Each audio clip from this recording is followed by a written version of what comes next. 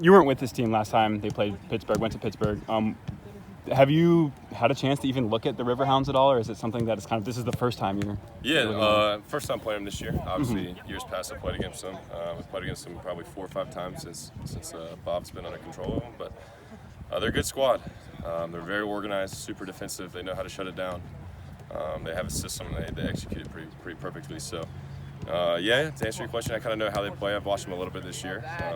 I love footy, so I'll try to watch as much as I can. But they got a good squad, and it's going to take a special 90 minutes to break them down. But I think if we go out and execute as we've been told and as we're planning, then we'll be all right. Does knowing that they're always a really good defensive squad increase the pressure on you guys to make sure that they maybe don't get one against the run of play, because you know that opportunities on the other end are going to be short for you guys? Yeah, no, definitely. I think in my 4 or 5 years playing against Pittsburgh, I think I've only scored more than 2 goals on them one time. Besides that, it's always a 1-0, 2-1, maybe draw a game. It's always pretty tight. But yeah, so if they go ahead early, it's always you're kind of fighting uphill.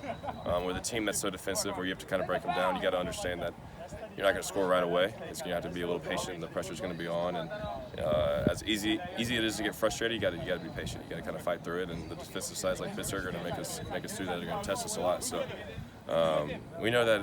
It doesn't matter who you play. You don't want to concede first, and we know that against Pittsburgh that if they do go a goal up, they're going to make us pay for it. It's not just a short week, but you guys also had an emotional game on Tuesday with kind of a not last couple minutes winner there. Do you feel rejuvenated? Do you have to feel like, oh gosh, we're turning right back around and getting back on the field? Yeah, no, it's obviously maybe a day or two shorter than normal, but I mean, come Wednesday or Thursday, we're all out here excited, smiles on our faces, feeling pretty good, ready to get back to work. We know this is an exciting time of year. We have just a handful of games left, a lot of points to grab, and hopefully with a lot of those points come some silverware. So we know that, it's a little shorter turnaround, but at the same time, we get to play another game, which is pretty exciting, so it's hard to complain.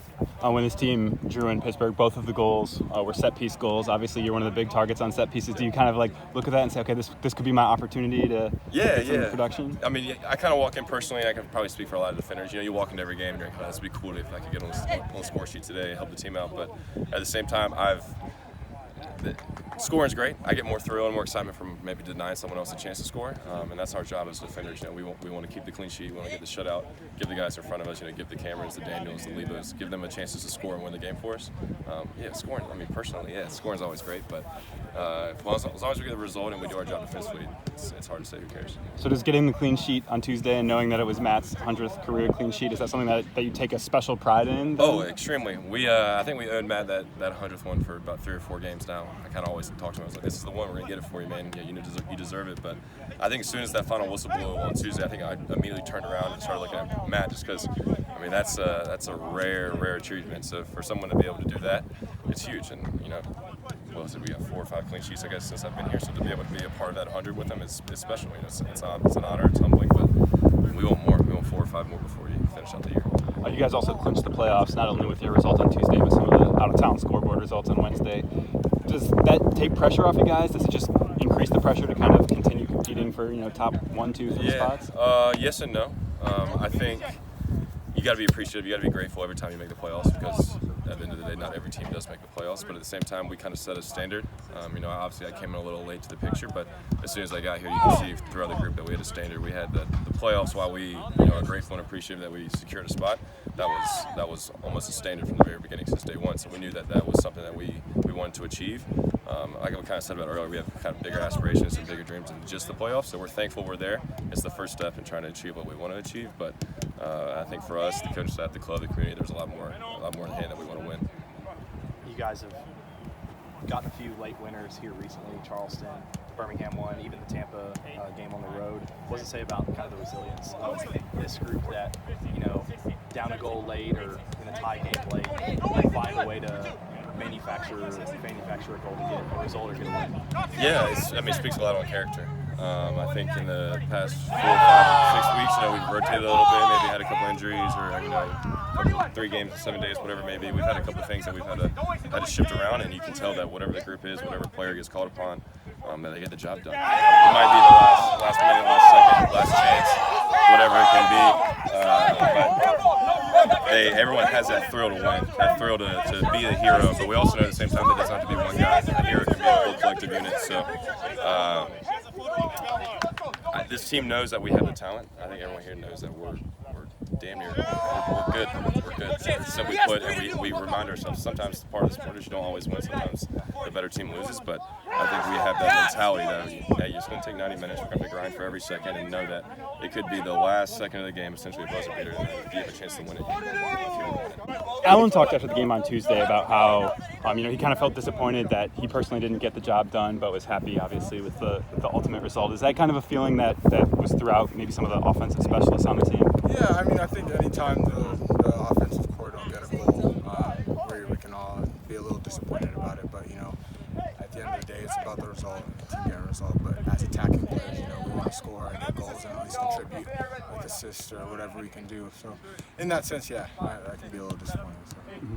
Looking at Pittsburgh, they're obviously always an extremely strong defensive team. Do you kind of have to look at them and say, maybe this is a game where I have to be even more precise with my chances because there aren't going to be a whole lot of them? Yeah, that is definitely one of the forefront of my mind with the thought process on attacking wise.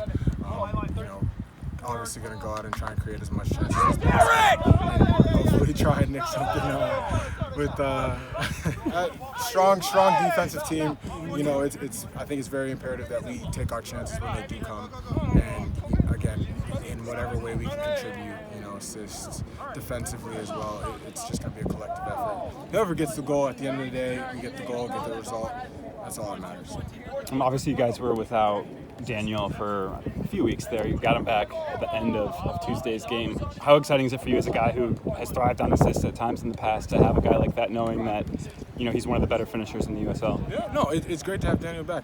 His goal scoring record speaks for itself, and to have a guy like that up front is always going to be beneficial no matter who's playing behind him. So, happy to have him back, and hopefully he gets the job done for us as well. Mm-hmm. You guys ended up clinching the playoffs with your result on Tuesday, plus a couple of the out-of-town scoreboard results on Wednesday. How exciting is it for you to know that you guys are going to be in the postseason, or is it just kind of you look at it as a step to kind of achieving a bigger goal? I think on the surface level it's great, but I think at the end of the day we all wanted to win the Eastern Conference right out, and win the playoffs as well. So it's a good feeling. One goal accomplished, and we're pushing for the Eastern Conference title.